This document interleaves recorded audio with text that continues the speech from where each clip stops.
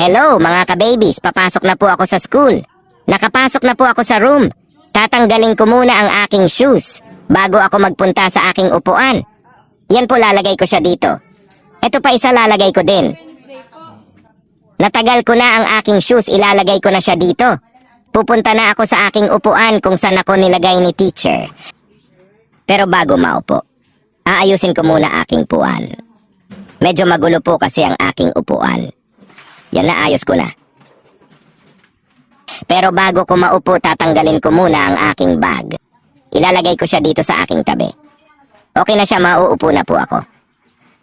Ngayon makikinig na ako ng lesson ni teacher. Kayo din mga ka-babies, makikinig kayo ng mabuti sa mga teachers nyo. Kaya matuto kayo at magawa nyo mga pinapagawa ni teacher.